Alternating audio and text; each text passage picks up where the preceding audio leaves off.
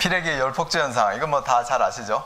피레기 열폭주 현상 할 때 제가 이제 손으로 만약에 답안지를 썼으면 조금 더 이제 그려야 될 그림들, 우리 알고 있는 그림 중에 그냥 항상 개통은 그리자 그랬잖아요. 뭐든지 할 때. 피레기 열폭주 현상 그러면은 피레기가 어떻게 달려 있는지 간단하게 그리고 설명하면 훨씬 더 좋죠, 답안지가. 답안지 피레기 여기 선로에 여기 어떤 보호해야 될 기기가 있다. 얘가 보호 대상인 거죠. 보호 대상. 뭐로부터 보호해요? 과전압으로부터. 그죠? 어떤 서지파 아니면 뇌격파 이런 이상전압에 대해서 보호하려고 여기다가 지금 이제 피레기를 설치하는 거죠. 피레기.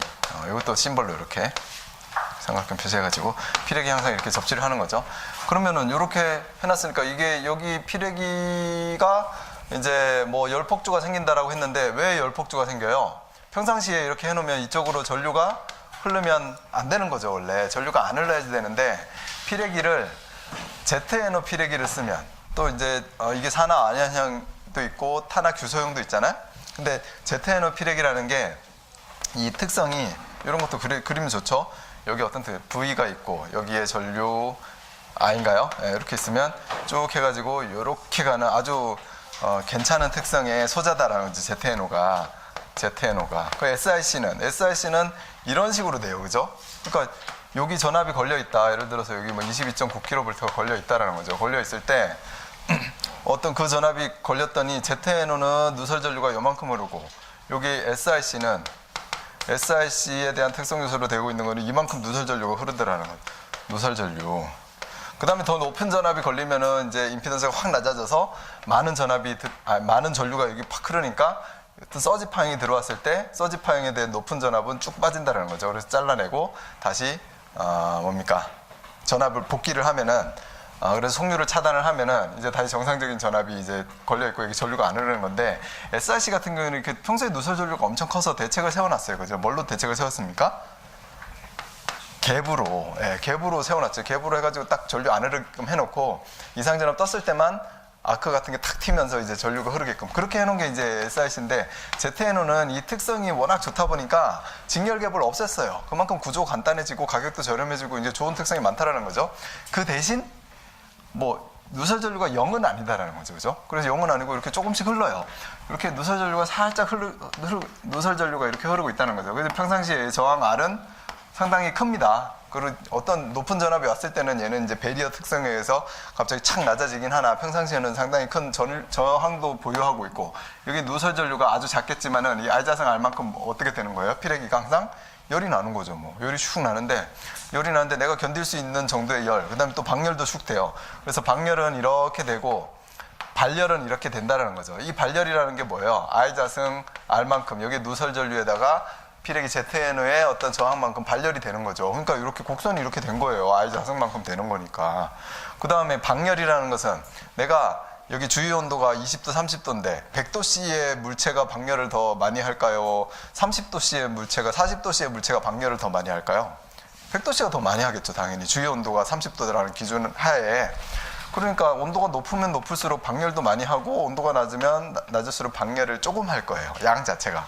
그러니까 즉 이런 식으로 되는 거죠. 근데 이렇게 되고 있는데 이제 발열되는 것이 방열되는 것보다 더 크면 당연히 열이 여기 축적될 거고 열이 계속 축적되다 보니까 소자가 망가지는 거죠. 그게 열폭주 현상 아닙니까?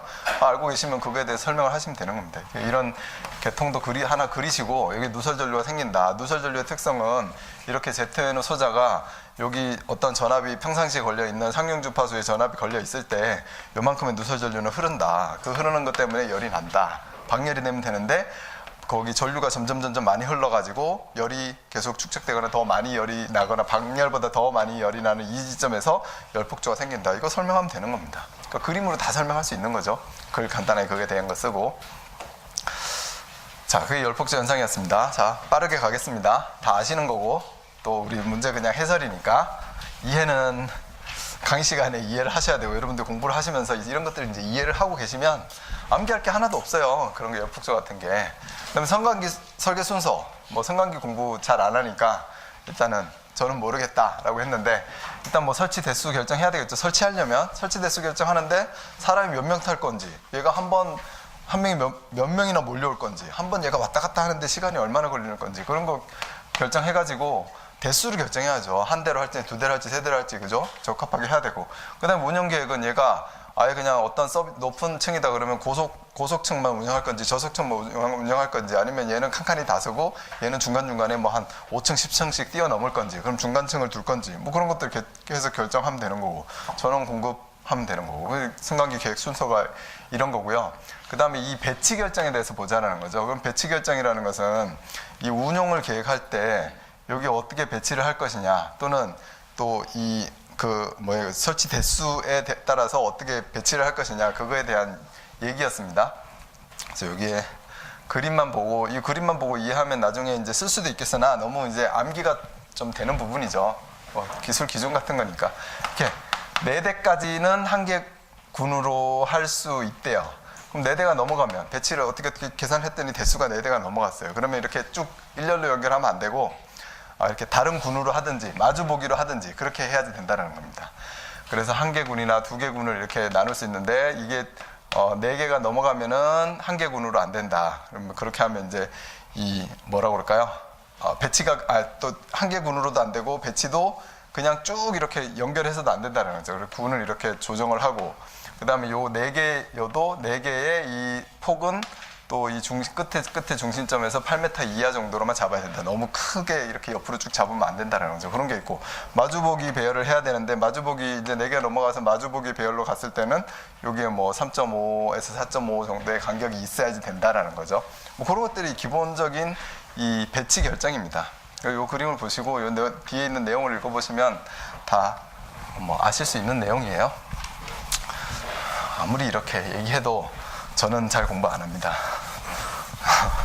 여러분들도 저 따라서 공부 안 하시는지 잘 모르겠는데 저는 뭐 이상하게 전기가 아니라는 생각이 자꾸 들어서 그런 거예요. 여기 뭐 읽어보면 4대를 한도로 하고 엘리베이터 중심간격은 8m 이하로 되고 그림이 다 있는 겁니다.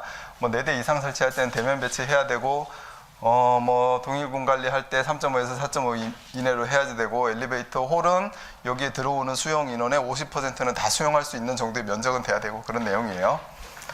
그림 그리면서 한번 설명해 주시고, 그 다음에 수요 반응에 대해서 얘도 어떤 개념으로 저는 알고 있었냐면 에너지의 어떤 우리가 사용하는 패턴이 요렇게 너무 그냥 그리죠 뭐. 우리 이렇게 사용을 하잖아요. 에너지 24시간 동안 0시에서부터 24시까지 해가지고 여기 보통 뭐 한 10시, 11시에서부터 2시 정도까지 이렇게 에너지를 많이 사용하는 거 아닙니까?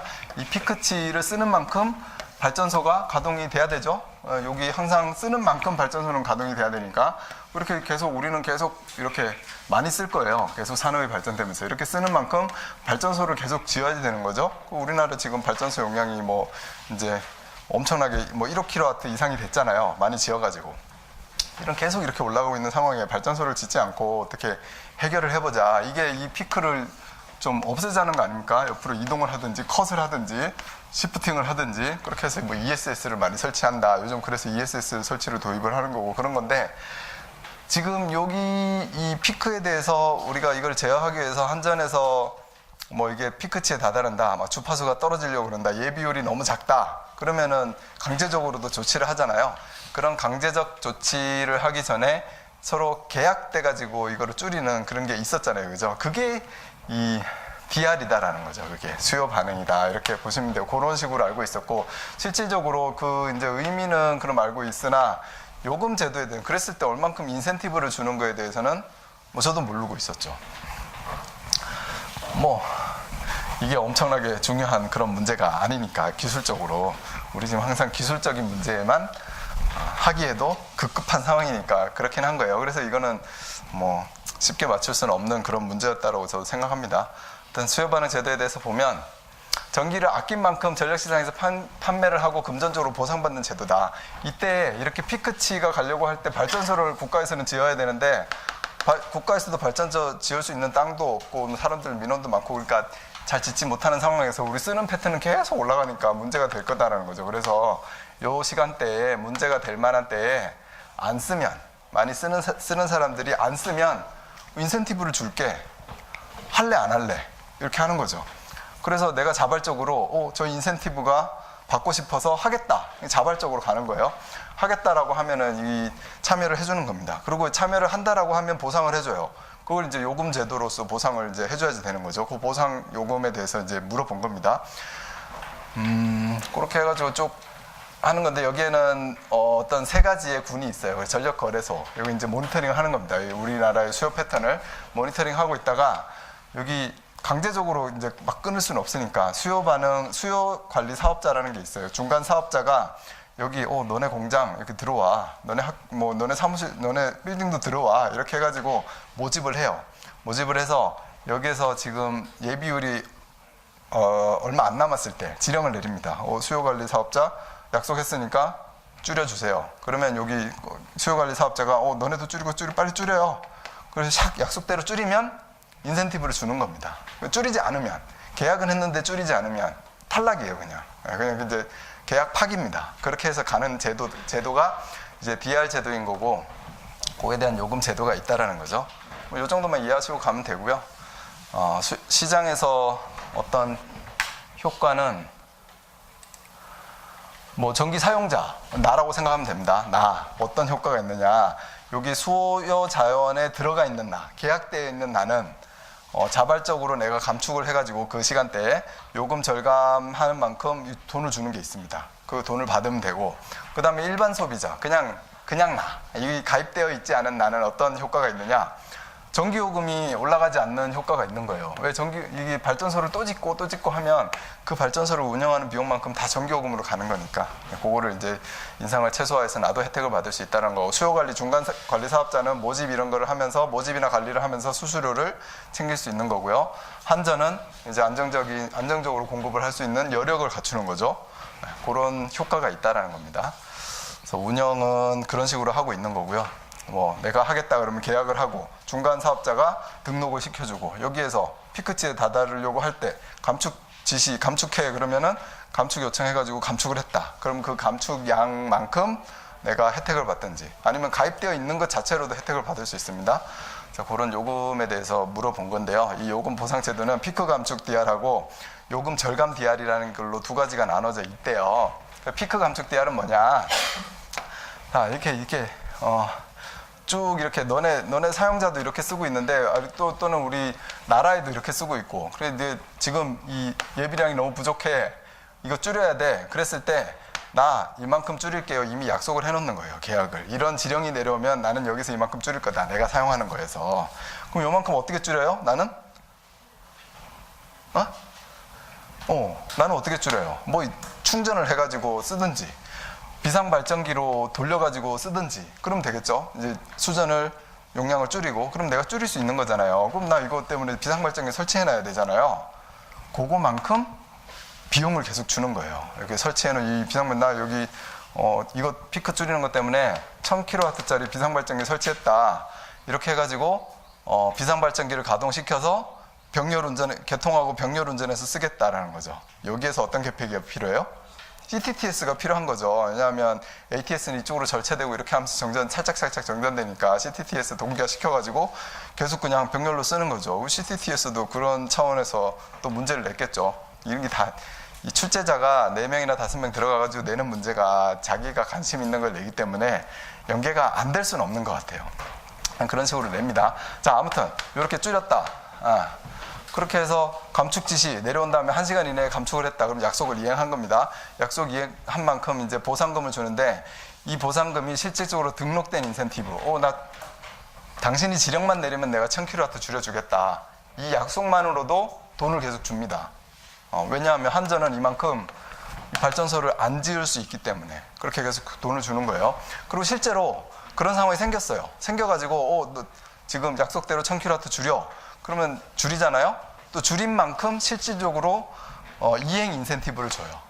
그렇게 인센티브를 주는 방법이 피크 감축 DR이다. 약속을 피크 때 내가 줄이겠다라고 약속을 하고 실제로 줄이거나 아니면 등록된 것만으로도 이제 요금을 어느 정도 인센티브를 주는 제도입니다. 그래서 여기에 보니까 이건 몇 년도인지는 잘 모르겠어요. 그런데 킬로와트당 이렇게 43,000원을 1년에 준다라는 겁니다. 매월 나눠가지고. 그러면 1000kW짜리 설치하면 4,300만 원을 주는 거예요. 매월 이렇게 나눠가지고 요거를. 그런 제도고, 그 다음에 여기에 실질적으로 이행해야 될 상황에 와서 그러면은 이행되는 거에 대한 추가 요금이 여기 또 보상이 됩니다. 근데 이걸 이제 하겠다라고 엄청나게 많은 사람들이 돈 주니까 매월 하겠죠? 쫙 등록을 했어요. 근데 피크가 안 치면 괜찮아요. 엄청나게 이익이에요. 피크가 안 치면. 근데 이제 우리 전력 사용량이 뭐 엄청 더워지거나 겨울에 엄청 춥거나 해가지고 피크에 올라갔다. 그럼 이제 이행 명령을 내리잖아요. 그때 약속을 어겼다. 이러면 이거 다 폐기입니다. 폐기고 돈도 회수를 하든지 그다음부터 안 주든지 그렇게 가는 거예요. 그래 저번에 한 몇 년 전에 이게 피크에 다다랐을 때 여기에 등록된 업체 중에서 이행을 하지 않아가지고 이행하려고 보니까 내가 죽겠거든.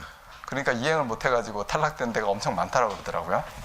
이런 제도가 있는 겁니다. 자, 그리고 요금 절감 DR이라는 게 있어요. 사실 이거 읽어봐도 잘 이해가 안 됩니다. 하루장 전력시장 입찰, 뭐 이건 일단 되나고 일반 발전기 입찰 가격보다 수요 감축 가격이 저렴할 경우 수요를 감축한다. 그래서 뭔 얘기인지 그냥 자꾸 읽어봐도 이해는 안 되는데 의미적으로 좀 다가가 보면 내가 입찰을 해요. 계속 이제 전력시장에 입찰을 해가지고 어떻게 설명하면 좋을까?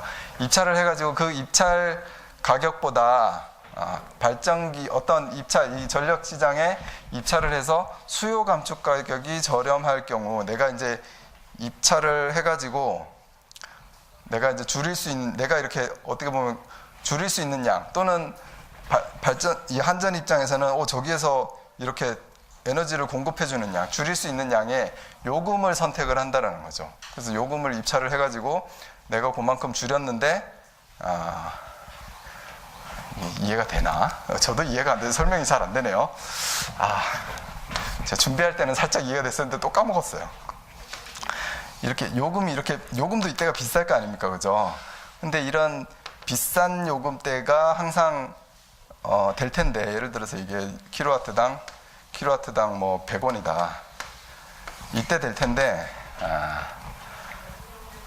내가 미리 입찰을 해가지고 어느 정도 이런 시간대에 입찰을 하는 거죠. 그 입찰을 해서 요 정도 시간대에 나는 저렴하게 쓸게. 그리고 요때는 좀 줄일게. 요 정도 시간대에 저렴하게 쓸게. 이렇게 쭉쭉 입찰해가지고 그 전날의 입찰 요금으로 나는 책정이 된다라는 거죠. 전날 입찰. 근데 그날의 실질적으로는 높았어요. 그러면 그만큼을 내가 보상받을 수 있는 그런 느낌. 좀 어렵죠? 그래서 요거는 좀 어려운 것 같아요. 그래서 그거에 대한 실적금을 수령을 해주는 겁니다. 내가 입찰을 한 가격이랑 실제로 인 단가랑 그런 것들을 조정해가지고 내가 받을 수 있는 이익, 그럼 내가 절감을 했을 때 받을 수 있는 이익, 그렇게 생각하면서 한번 보시면 좋을 것 같습니다. 이걸 내가 그래서 정보를 많이 읽어봤는데 명확하게 해석해주는 데가 안 나오더라고요. 다 요 말 이렇게 딱 쓰여져 있어요. 어떤 데 찾아봐도 또 이렇게 딱 쓰여져 있고 어떤 데 찾아봐도 이렇게 딱 쓰여져 있고 그렇습니다. 넘어가겠습니다. 이게 DR이다 이런 개념만 보면 돼요. 그러면 우리는 DR에 대해서 알고 있어야 되느냐? 에너지 절감에 대한 이게 제도니까 제도에 대해서는 좀 알고 있을 필요가 있죠. 이렇게 DR을 이용해서 이 피크치의 에너지를 좀 절감할 수 있는 그런 방법이다. 그거를 알고 있으면 다른 에너지에 대한 대책할 때 같이 써먹으면 좋겠습니다. 그리고 1-8번 8번 문제는 이것도 직열 커피스트하고 백열 커피스트예요. 자, 여기에서 적용 시 특성 및 효과에 대해 설명하시오. 어떤 특성이 있느냐. 일단 병렬 커피스트 어디에다 써요? 우리가 역률 계산하는 데 쓰죠. 수용가에서 역률 계산하는 데 썼더니 역률도 개선됐고 역률이 개선됨으로 인해서 이거 부하의 병렬하고 연결한 거죠. 역률이 개선됨으로 해서 뭐가 또 좋아져요? 전압 강화도 좋아지고 안정들이 생기고 설비 용량 여유도 변압기나 케이블이나 간선이나 이런 데 용량 여유도 생기고 변압기의 손실, 선로의 손실 다 감소되죠. 전류가 줄어드니까 I자산 알만큼 손실이 생겼는데 그 다음에 전기요금 절감되죠. 역률이 낮을 때는 페널티를 매겼는데 역률이 높으니까 또 인센티브도 주고 그런 기본 요금에 대한 절감, 그 다음에 사용요금도 좀 절감됩니다. 고조파 필터의 효과, 여기에 뭐 콘덴서에다가 직렬 리액터를 달았더니 어떤 필터의 효과도 있더라. 이런 효과들이 나온다라는 거죠. 자, 직렬 커피스터는 여기다가 이렇게 찡찡 이렇게 연결을 했는데 계통의 어떤 선로에 든 리액턴스 같은 것들이 있대. 그걸 보상해주기 위한 전압 강화 경감 되겠죠. 왜냐하면 이 XL이 있고 마이너스 이제 XC가 XL하고 이제 반대 개념이니까 이게 붙으면 붙을수록 XL이 감소가 되겠죠. 그렇게 해가지고 전압 강화도 경감이 된다. 사실 역률도 좀 경감이 돼요. 요거 C 붙인 만큼 되긴 됩니다. 근데 목적 자체가 전압 강화를 경감하기 위한 거다. 그리고 안정도를 향상하기 위한 거다. 왜냐하면 이 X값만큼 항상 안정도가 안 좋아지잖아요. X가 크면 위상차도 벌어지고 여기 보내는 곳에 위상, 받는 곳에 위상, 위상차가 자꾸 생기고 하니까 그래서 이 안정도를 향상시키기 위해서 X를 저감하기 위한 방법으로 직렬 커패시터를 쓴다. 그래서 성류에 직렬을 연결합니다. 얘도 하면은 역률도 개선이 그 붙인 만큼 될 수 있고요. 전압 강화도 좋고 전압 변동도 좋고 그러니까 이 리액턴스가 작아지니까 송전 용량도 증대하고 안정도도 증가하고 이렇게 비슷한 효과는 낼 수 있어요. 근데 직렬 커패시터, 직렬 콘덴서는 역률 개선용으로는 쓰지 않는다는 거예요. 실제적으로는. 그리고 그러니까 우리 수용가에서는 안 쓰고 이제 송전 선로나 이런 데서만 일부 쓴다라는 거죠. 그러면 그런 내용을 이제 적어주면 되는 겁니다. 효과에 대해서 나눠가지고 그렇게 적어주면 되는 거고요.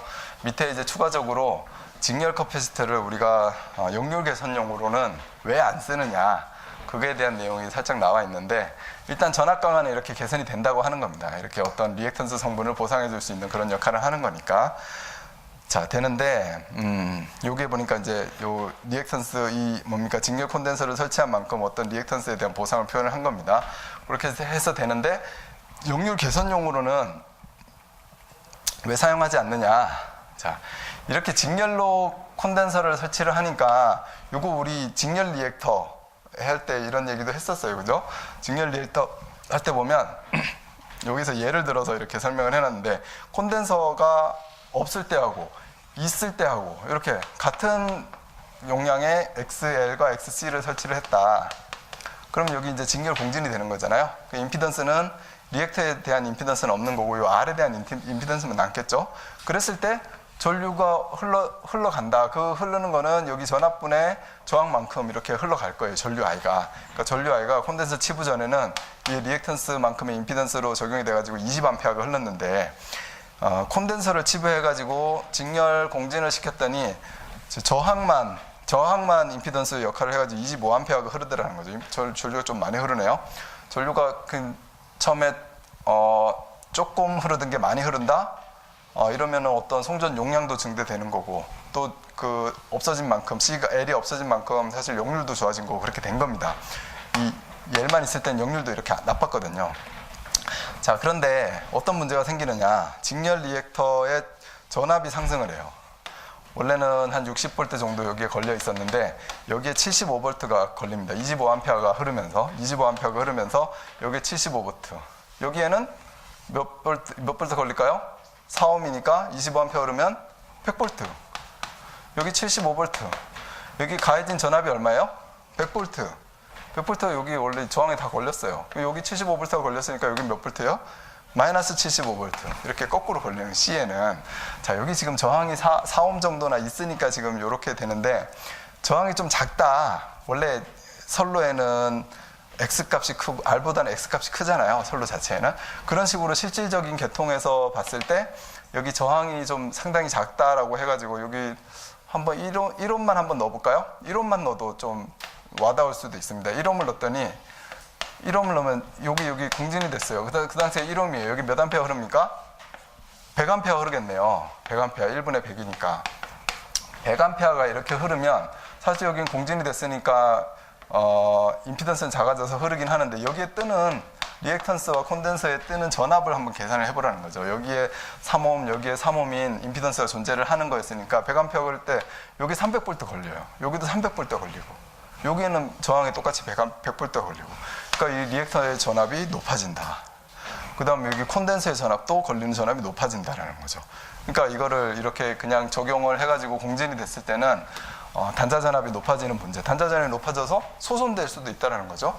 그런 문제가 발생할 수 있기 때문에 직렬로 콘덴서를 삽입을 해서 역률을 계산하는 방식은 사용하지 않는다라는 겁니다. 소손돼 버리면 우리가 선로가 차단되고 이런 문제가 생기니까 그렇게 이해하고 넘어가셨으면 좋겠습니다. 네, 9번 고체 유전체의 트리잉과 트래킹. 여기에는 이건 뭐 우리 잘 쓸 수 있어야 됩니다. 앞으로 가면은 트리잉하고 트래킹이다. 자, 트리잉은 뭐예요? 트리 현상처럼 여기에 어떤 절연체에, 고체 유전체는 절연체 아닙니까? 그죠? 절연체에 뭐가 생긴다? 트리가 생긴다라는 거예요. 트리가 생겨가지고 이렇게 갈라진다. 이 종류는 여기 안에서부터, 이 도체고 절연체인데 안에서부터 생기는 거는 내도트리, 밖에서부터 생겨서 들어오는 거는 외도트리, 그 다음에 가운데서 양쪽으로 갈라지는 거는 보타이 트리, 이렇게 종류가 있다고 그랬죠. 생기는 원인은 여기 전개가, 여기 전압이 있어가지고 이쪽으로 전개가 이렇게 쫙 가해져서 가는데 여기에 물이 있다거나 공극이 있다거나 그랬을 때는 이 입실론의 차이가 있다라고 그랬죠. 그 입실론의 차이 때문에 거기에 전개가 더 많이 집중이 돼서 간다라는 거죠. 그래서 전개가 집중이 되는 곳에 스트레스를 받는 거고, 그러면 물이 있으면 물 자체의 어떤 진동이나 막 이런 것 때문에도 막 트리 현상이 생길 수 있어요. 전개가 좀 높지 않은 경우에도 트리가 잘 생길 수 있다. 물이 없고 그냥 이렇게 공극이 있다, 공기만 들어가 있다. 그럴 때는 조금 더 높은 전개에서 얘가 이렇게 트리 현상이 여기서 생길 수가 있는 거죠. 아무튼 그거의 차이지, 수트리나 어떤 그냥 정기적인 어떤 전개에 의한 이런 트리나 다 이렇게 뭐라고 그럴까요? 트리 현상이 생길 수 있고, 그게 트리잉이라는 겁니다. 그리고 전개 세기 때문에 생길 수 있다라는 거죠. 그렇게 해가지고 트리가 가는 거고, 트래킹은 뭐예요? 트래킹은 어떻게 외부 절연이에요. 외부 절연. 이렇게 선로가 이렇게 가공선에 가고 있는데 얘를 지지하기 위해서 애자를 썼다. 애자를 썼다. 그리고 이렇게 철탑에다가 묶어놨다라는 거죠. 이렇게 묶어놨을 때 여기에 절연이 잘 견디고 있어야 되는데 어떠한 원인에 의해서 이 절연이 파괴될 수가 있다는 거죠. 그러면 여기를 통해서 이렇게 이제 전류가 누전이 되거나 이제 흐르거나 이렇게 아킹이 생기거나 할 수 있다는 거죠. 여기 트리도 마찬가지예요. 트리 현상이 막 벌어져서 도체하고 바깥쪽에 차폐층 또는 대지 이렇게 해서 연결이 돼버리면 또 절연 파괴가 되는 거죠. 그거에 대해서 두 가지 현상을 설명을 하라는 건데 간단하게 설명하면 됩니다. 이거는 뭐 그냥 여러 가지 그냥 앞에는 써놓은 거고요. 뭐 열화의 원인이 전기적, 기계적, 열적, 뭐 환경적, 생물학적 이런 것들은 그냥 기본적으로 써놓은 거고, 요 그림을 트리 현상에서는 요 그림을 그리시고 안에서 어떤 절연 물질이 트리 현상이 되는 걸로 써주시고, 저 그림을 그리고 수트리나 어떤 전개 트리 그거에 대해서 설명을 해주시면 됩니다. 그래서 수트리는 고체 절연체에 수분이 침투해 있을 때 그거에서 물 분자의 진동도 발열되고 좀 낮은 전개에서도 트리 현상이 생길 수 있다, 이렇게 보시면 되고요. 그리고 거기 종류에는 내도, 외도, 보타이 트리라는 게 있고, 그 다음에 일반 전기적 트리, 전기 트리, 이게 보이드가 있을 때 이 보이드 때문에 여기 전개의 집중에 의해서 저기서부터 갈라짐 현상이 생긴다는 거죠. 그런 트리 현상. 뭐 요거까지 안 그려주셔도 이런 식으로 인해서 여기에 더 높은 전개가 유기가 된다는 걸 알 수가 있어요. 자, 여기 지금 공극인 겁니다. 공극이고 전개가 이렇게 그냥 축축축 가던 게 여기 어떤 공극이 있으면 이쪽으로 샥 집중이 됐다가 나간다는 거죠. 여기에 스트레스가 심하게 걸린다라는 거예요. 자, 그렇게 해서 트리 현상을 설명하고 10층짜리니까 트래킹을 또 설명해야 되니까, 트래킹은 이렇게 애자 같은 거를 써야죠. 여기 선로의 애자 또는 여기 뭡니까? 유입 변압기에 부싱, 이런 것들이 다 애자로 돼 있는 거잖아요. 또 어디에 애자 같은 게 있어요? 피레기 같은 것도 애자 형식으로 돼 있잖아요. 그런 거에 바깥쪽에 이렇게 오염이 돼가지고 탄화도전로가 형성이 되면 트래킹 현상이 생긴다라는 거예요. 그러면 그림을 뭐 이렇게 애자 같은 걸 그리셔서 하셔도 되고, 아니면 그냥 간단하게 제가 수업 시간에는 그냥 네모 이렇게 그려서 하잖아요. 여기에 뭐가 묻는다? 염분이 묻는다, 먼지가 묻는다. 이게 뭐 얘기예요? 오손, 오염된다 또는 오염. 먼저 오염이 되는 겁니다. 오염이 되고 그 다음에 비가 내리거나 습기가 많거나 하면 여기에 습기가 같이 차요. 노란색으로 습기가 이렇게 찹니다. 습기가 차니까 이거는 수분. 오케이, 좋아요. 수분 그대로. 이런 과정을 거치는 겁니다. 그 다음에 습기가 있으니까 여기에는 지금 여기에 어떤 선로가 이렇게 가고 있고, 어디에 선로가 가고 있다고 그럴까? 여기에 가고 있다고 그럴까? 여기 선로가 가고 있고, 예를 들어서 여기에는 어떤 매달았고, 이 철탑에다가 이렇게 매달았고, 이런 상태에서 여기 선로가 있으니까 이쪽으로 이제 전류가 흐를 수 있어요, 없어요? 있죠. 이렇게 습기가 있으니까. 근데 습기가 동글동글 맺혀가지고 또 이쪽으로는 안 들어가가지고, 원래는 비가 내려도 이게 절연이 견디는 거 아니에요. 여기에 이렇게 비가 내리지만 이렇게 아래로 떨어지는 거고, 요 안으로는 안 들어가니까. 근데 이게 먼지가 끼고 오염되어 있는 상태에서 습기가 차면 이렇게 쫙 물기를 머금어 가지고 이렇게 누설 전류가 흐를 수 있다는 거죠. 누설 전류가 있으면 뭐가 생겨요? 열이 나요, 열이. 왜냐하면 아이자스는 알 만큼 열이 난다는 거죠. 그 누설 전류가 증가하고 이제 열이 난다는 것은 뭐가 됩니까? 건조가 됩니다. 건조가 되면서 여기 이제 슉 해가지고 건조되는 부분이 쫙 말라가지고 먼지하고 먼지 사이가 물기가 싹 떨어지면, 물기가 날아가면 그 부분이 이렇게 빠직빠직 할 수 있다는 거죠. 작게 바삭바삭바삭 이렇게 하는데, 그럼 먼지가 어떻게 돼요? 탄화돼요. 먼지가 탄화된다는 거죠. 지금 이제 누설 전류가 조금밖에 안 흘렸는데 이런 탄화 과정을 거칠 수 있다는 겁니다. 마르면서 전류가 끊어지면서 바삭바삭바삭 하면서 이제 탄화가 생겨요. 그러면 여기가 예전에는 먼지만 있었는데 지금은 뭐가 묻어요? 탄화되어 있는 게 막 묻어 있는 거예요. 탄화되어 있는 거는 전기가 잘 통할 수 있는 거거든요. 그런 것들이 자꾸 생겨요, 여기에. 그래서 자꾸 계속 반복되는 겁니다. 오염되고 수분되고 건조되면서 탄화되고, 다시 오염됐다가 수분이 있다가 건조되면 탄화됐다가, 그런 탄화들이 많이 탄화된 듯이 많이 묻는다. 이렇게 슉 묻어가지고 어떻게 됩니까? 탄화도전로가 생기는 거죠. 탄화도전로가 생기면 어떻게 돼요? 빵 터지는 거죠. 그때 그게 무슨 현상이다? 트래킹 현상이다. 이렇게 보시면 돼요. 그렇게 해가지고 설명을 해주시면 되겠습니다. 그리고 트래킹 현상을 그럼 방지하려면 어떻게 되나 밑에 나와 있는 것 같은데, 다음 보시고 잘 씻어야죠. 세정. 그 다음에 절연을 아예 그냥 엄청나게 좋게 한다. 예자를 10개만 하면 됐는데 예자를 20개를 한다. 그래도 이런 현상은 발생하지 않을 수 있겠죠. 그 다음에 실리콘을 도포한다. 실리콘 도포하면은 물방울도 동글동글 맺혀가지고 아래로 떨어질 수도 있고요. 그 다음에 먼지 같은 게 살짝 묻어도 먼지를 이렇게 실리콘이 먼지를 샥 감싸버리는 그런 현상이 생긴다는 거예요. 여기는 이제 아메바 현상이라고 해놨습니다. 자, 그리고 옥내에 설치하면 이런 것들이 발생하지 않을 수 있겠죠. 그래서 외부 트래킹으로 해가지고 그냥 쓰시면 됩니다, 여러분들은. 여기에 답안지 보니까 내부 트래킹도 있는데, 내부 트래킹은 답안지 읽어보면 이렇게 케이블이에요. 케이블을 도체를 까가지고 이렇게 절연체를 해가지고 여기를 뭔가 콱 찍어가지고, 또는 직선 연결을 한다. 그러면 여기다가 슉슉슉 해가지고 이렇게 해서 직선 연결을 하는데, 여기 이미 절연체가 이제 까졌잖아요. 까진 상태에서 여기에 슬립으로 찍고 여기에 절연체로 쫙 감아야 될 텐데, 이 절연체 감을 때 여기 안에 물이 들어가거나 하면은 여기 어떤 절연체하고 요 사이, 여기 실제 절연체하고 내가 새로 만든 절연체, 요런 사이에 물이 들어가 있으면 이쪽으로 절연이 파괴될 수 있다는 겁니다. 그것도 트래킹으로 표현을 하긴 했는데, 내부 트래킹. 이것까지는 굳이 안 써주셔도 나는 괜찮겠다라는 생각이 듭니다. 그래서 외부에 생기는 트래킹만 설명해도 충분하다. 이렇게 보시면 되고, 다음 11번 문제. 시간이 그냥 막 가네요, 막 가. 더 빨리 해야 되겠다. 11번 문제입니다. 폴리에틸렌간의 특징, CD간, 그 중에서 CD간.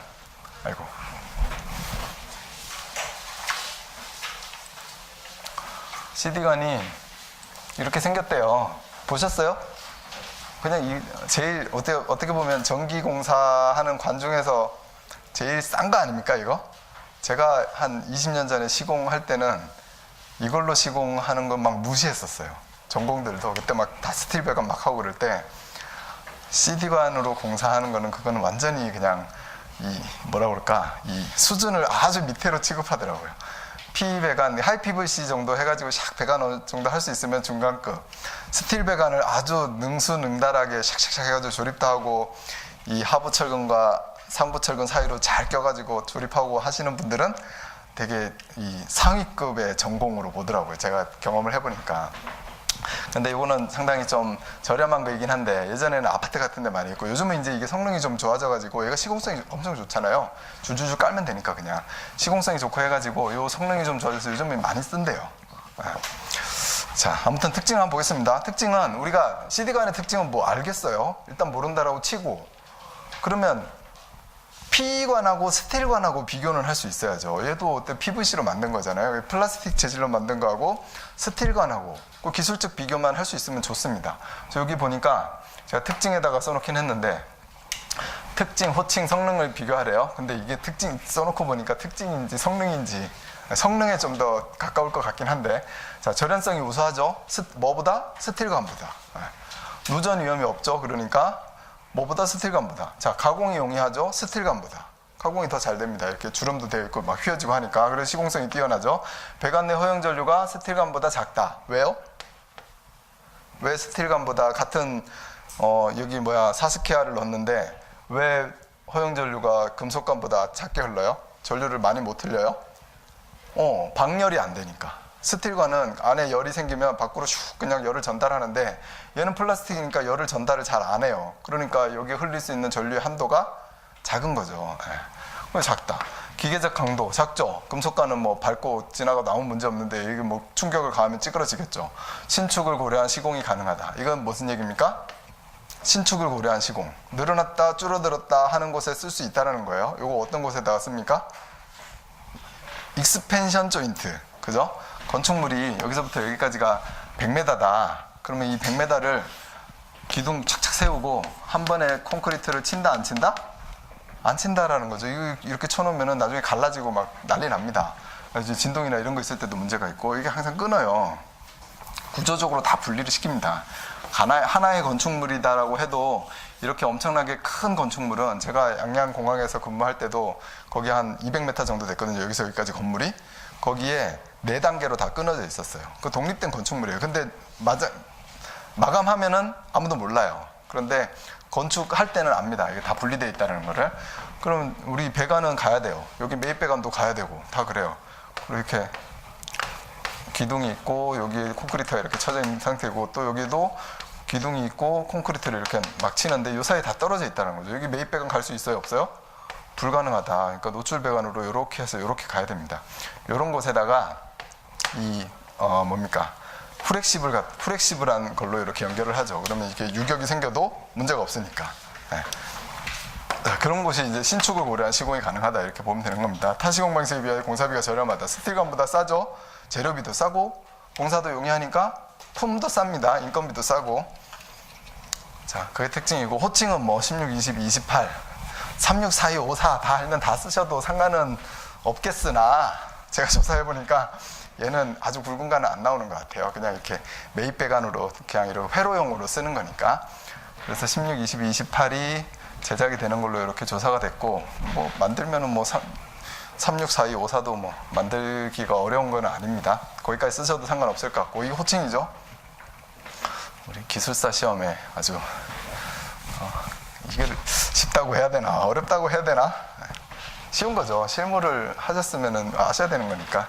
성능 뭐 힘이 똑같아요. 힘이 좋다, 주름이 있다. 이 색상별로 아까처럼 되어 있어서 용도별 이거는 전등용이다, 전열용이다, 소방용이다 구분할 수 있다는 거고요. 콘크리트 매입용으로 사용해야 되고 노출용으로는 사용할 수 없다. 왜 노출용으로는 못 써요? 기계적 강도가 약하니까 주변의 충격에 의해서 파손될 수 있으니까. 노출 배관은 뭘로 써요? 스틸 전선관으로. 그런 것들 알고 계시면 써주시면 됩니다. 수소자동차 충전소. 뭐 일단 저도 보자마자 방폭에 대해서 써야 되겠다 이렇게 생각을 했고요. 실질적으로 뭐 방폭에 대한 얘기를 또 알고 계신 만큼 쓰면은 어느 정도 점수를 줄 거다라고 생각합니다. 근데 뭐 생각은 해볼 필요가 있죠. 내가 한번 생각해봐요. 여기 충전소다. 여기 당연히 수소자동차 충전소 또는 LPG 자동차 충전소 이런 곳에 여기 폭발성 가스가 체류할 수 있으니까 뭐 여기 방폭을 해야 된다. 그건 기본적으로 생각하고, 전원은 우리 항상 이런 거 정기적으로 고려해야 될 사항. 그러면은 뭘 생각해야 돼요? 항상 일단 생각을 한번 해보는 거예요. 수전은 어떻게 할 건지, 그 안에 있는 전원 설비는 얼만큼 신뢰성을 갖춰야 될 건지. 그럼 여기에도 수소자동차 저장식인데 전원은 잘 끌어야지. 여기 2회선 수전을 할 필요가 있을까? 근데 정기적으로 신뢰성 좋게 하려면 해주면 좋겠죠 뭐. 근데 여기 안에 어떤 재난 상황이 발생했을 때 전기를 가지고 우리는 이 재난에 대한 보호 활동을 하거나 그럴 수가 있는 거잖아요. 그런 거를 활동할 수 있게 전원의 신뢰성 좋아야 되겠다. 또 어떤 안에 있는 어떤 기계 신뢰성도 좋아야 되겠다 생각할 수 있을 거고요. 또 예비전원, 그렇다 보니까 예비전원 생각할 수도 있을 거고. 예비전원. 조명은요? 조명은 또 어떻게 해야 될까? 조명도 잘 해야 되겠다. 뭐 방폭은 뭐 당연히 여기 이제 기본적으로 있다고 보고 조명 시설을 뭐 잘 해야 되는데 뭐 이런 식으로도 조금 추구할 수 있다라는 거죠. 근데 여기에서도 지금 쭉 읽어보시면 방폭에 대한 것만 주구장창 써놨는데요. 제가 방폭에 대해서는 여러분들 이제 공부한 게 있으니까 방폭에 대해서 좀 쓰고, 방폭에 대해서 쓰려면은 뭐 많죠. 뭐 장소별로는 가스 폭발에 하고 분진 폭발, 우린 가스에 해당이 되겠네요. 수소니까 영종, 일종, 이종이 있고, 여기에 어떤 기기나 배선에서 어떤 방폭을 할 수 있는 방법, 그래서 내압, 유입, 뭐 압력, 안전증, 본질 안전, 안전증 2번 나왔습니다. 하나 지우고 본질 안전, 그다음 특수 방폭, 이렇게 해가지고 이런 기기나 배관을 하는 방법이 있다. 그리고 여기 이제 기기는 방폭, 그러죠. 또 여기 배관도 방폭. 이렇게 해가지고 하는 방법이 있으니까 기기하고 배관하고 분리를 좀 해주면 좋겠다라는 거죠. 기기는 조명기구, 분전반, 전열 뭐 이런 것들, 그 다음에 배관은 그거에 관련된 배관, 스틸 배관에서 방폭 배관을 해야 된다. 그렇게 해서 여러분 좀 방폭에 대해서 좀 써주셨으면 어느 정도 점수는 받을 수 있을 거다라고 생각하고요. 기준을 찾다 보니까 역시 이제 이거를 관리하는 우리 이제 가스공사에서 이 기준이 간단하게 있습니다. 기준이 사실 이만큼 있는데 그 안에 들어있는 대부분의 설비가 뭐냐면은 그 기계적인 거예요. 배관의 압력, 용기의 압력, 그 다음에 밸브 뭐 이런 것들에 대해서 다 나오고요. 부대 시설에 전기 설비, 계측 설비, 통신 설비가 있어요. 혹시 그거를 물어본 것이라면 뭐 거기에 어떤 내용이 있는지를 한번 실어봤습니다. 그래서 이게 전원 설비는 비상전원 설비를 갖춰야 된다라고 나와요. 반드시 비상전원 설비가 있어야 되고, 그 비상전원 설비는 여기 충전소 안에 자동 제어 장치라든지 뭐 이런 장치들, 그 다음 이런 소화 설비들도 있고, 그 다음에 시설들이 많단 말이에요. 여기에 다 조명까지 마찬가지. 여기에 다 그 이중 전원이 필요하다는 거죠. 그래서 평상시 사용되는 전력을 포함해서 이것 중에 하나는 무조건 갖춰놔야 된다는 겁니다. 그래서 이회선 수전 하든지 타변전소, 작업발전 설비를 두든지 축전지를 두든지 엔진에 의한 발전을 하든지 이런 게 다 필요하다는 거고요. 그러니까 이제 비상전원 설비를 갖춰야 된다 했으면은 조금 더 좋은 답안이 되겠죠. 그리고 계측 설비는 뭐 이게 제가 제목만 그냥 간단하게 넣어놨는데 압력계 필요하고 액면계 필요하고 이렇게 온도계 같은 게 필요하다는 거고요. 통신설비는 서로 상호간에 통화를 할 수 있는 시설이 있어야 된대요. 넓은 곳이면 넓어에서 사업소도 있고 또 현장 사업소도 있고 관리자가 상주하는 어떤 건물도 있고, 그렇다라고 하면 서로 통화돼야 되고 군에 통화돼야 되고 군의 방송도 서로 돼야 되고 사업소에서 현장으로 인터폰도 돼야 되고 페이징 설비가 있어야 된다라고. 근데 뭐 인터폰은 뭐 눌러서 바로 받는 거고, 군의 전화는 내가 번호 찍어서 가는 거고, 그죠? 페이징 같은 경우에는 이게 1대 다로 하는 거래요. 제가 페이징을 잘 몰라서 찾아봤는데, 내가 여기서 위험 상황이다. 그래서 뭔가를 딱 눌렀을 때 인터폰은 저쪽으로만 가는 거고, 그 전화번호도 군의 전화도 번호를 눌러야지 그쪽으로 가는 건데, 얘는 그냥 내가 여기서 지금 화재가 발생했다, 폭발이 발생하려고 한다고 하면 요 관련되어 있는 모든 쪽으로 신호가 다 전파되도록 하는 게 뭐 페이징 설비다 이렇게 나오더라고요. 맞습니까? 아시는 분 계시면? 그래서 어떤 또 방폭형 비상통화 수단이다 이렇게 나오는 것도 있어요. 페이징 설비가 한 곳에서 여러 곳으로 송신이 가능한 설비다, 이런 것들을 갖추라라는 거죠. 그리고 그렇게 사업소 안 전체에 또 똑같이 이런 설비가 있어야지 되고, 좀 큰 데는 이 추가적으로 구비를 해야지 된다는 겁니다. 사무소가 동일한 위치에 있는 경우에는 안 해도 되고, 사무소하고 현장하고 떨어져 있는 경우에는 이런 설비들을 상호간에 갖춰야 된다, 이런 내용이 있어요. 통신 설비에. 여기 또 넘어가겠습니다. 다 오늘은 이번 1교시는 다 넘어가는 것밖에 없어요. 맥스웰 방정식도 여러분들이 제 강의보다는 거기 인하대 교수님 강의를 한번 들어보시고, 인터넷 치면 나와요. 맥스웰 방정식에서. 또 다른 분들도 있는데 그래도 제가 듣기에는 가장 그분이 설명을 그래도 깔끔하게 해주신다라고 생각을 하고, 또 이해를 잘 하고 있는 분들이 공부하다가 옆에 계시면 한번 물어보시고요. 자, 기본적으로 뭘 생각하면 됩니까? 근데 우리는 내용은 다 알고 있으면서 맥스웰 방정식을 이렇게 설명을 못하는 것 뿐이에요. 내용은 다 알면서, 다른 공부를 하면서 내용을 다 알면서. 전류가 이렇게 흐르고 있는 곳에 여기 자개 자석 파이가 있는 그 공간, 자개 H, 그 다음에 자속 밀도, 그 공간 안에 자속이 얼마나 많으냐, 자속 밀도 높다 낮다 이런 거 있다는 거 알잖아요. 전류가 흐르는 곳에 전류 I가 흐르고 뭐 여기 전류 밀도가 얼만큼 있고 이런 거 다 알잖아요. 알고 있는 상태고 이런 현상이에요. 그런 거를 그냥 유식한 방법으로 맥스웰 박사님께서 정리를 해놓은 거잖아요.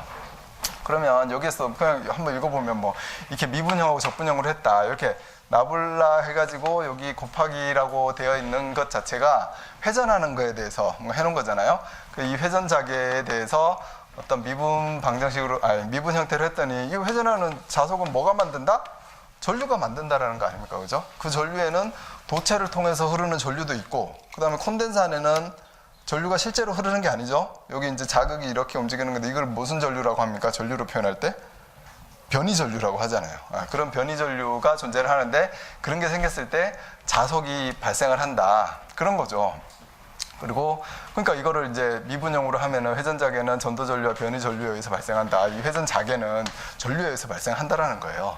적분형으로 했을 때는 이 자계를 선적분하면 이 전류의 크기와 같다. 그러니까 암페어의 주의 법칙을 그냥 이 미분형과 적분형으로 표현을 한 거다라는 거죠. 두 번째는 전개, 이거는 뭐 페르데이의 전자유도 법칙에 대한 어떤 수식이다라고 했는데 이것도 현상은 다 아는 거 아닙니까? 자속 파이가 있는 어떤 공간 안에 도체가 이동하는 거 이렇게 그리면 좀 그러네.